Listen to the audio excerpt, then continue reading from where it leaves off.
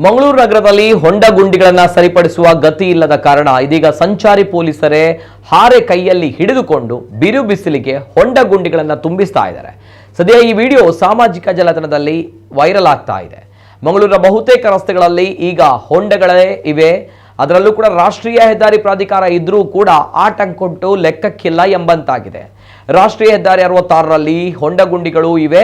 ಆದರೆ ಇದನ್ನು ಸರಿಪಡಿಸಬೇಕಾದಂತಹ ಹೆದ್ದಾರಿ ಇಲಾಖೆ ಅದಕ್ಕೆ ಮುಂದಾಗ್ತಾ ಇಲ್ಲ. ಅದಕ್ಕೆ ಹೆದ್ದಾರಿಯ ಗುಂಡಿಗಳನ್ನು ಕೂಡ ಸಂಚಾರಿ ಪೊಲೀಸರೇ ಹಾರೆ ಹಿಡಿದು ತುಂಬಿಸುವಂತಹ ಅನಿವಾರ್ಯ ಪರಿಸ್ಥಿತಿ ಎದುರಾಗಿದೆ.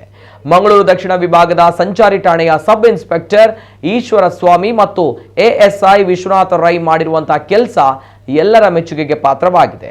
ಹೇಳಿಕೇಳಿ ನಗರದ ನಂತೂರು ವೃತ್ತ ಸಾವಿನ ಸರಮಾಲೆಗೆ ಕಾರಣವಾಗಿರುವಂತಹ ಜಂಕ್ಷನ್.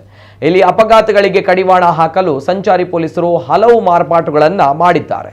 ಸದ್ಯ ಇತ್ತೀಚೆಗೆ ಸಾವಿನ ಸಂಖ್ಯೆ ಇಳಿಮುಖವಾಗಿದೆ.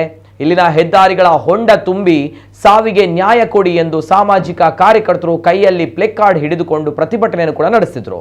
ಇದೀಗ ನಂತೂರಿನ ಹೊಂಡ ಗುಂಡಿಗಳನ್ನು ಸಂಚಾರಿ ಪೊಲೀಸರೇ ತುಂಬಿಸ್ತಾ ಇರುವುದು ಪಾಪ ಅನ್ನಿಸಿದ್ರು ಕೂಡ ಅವರ ಕಾರ್ಯಕ್ಕೆ ವಾಹನ ಸವಾರರು ಜನತೆ ಶ್ಲಾಘನೆಯನ್ನ ವ್ಯಕ್ತಪಡಿಸಿದ್ದಾರೆ.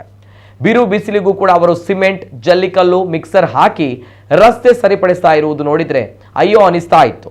ಇನ್ನೊಂದೆಡೆ ರಸ್ತೆ ಬ್ಲಾಕ್ ಆಗಿ ಜನ ಹಿಡಿಚಾಪ ಕೂಡ ಹಾಕ್ತಾ ಇದ್ರು.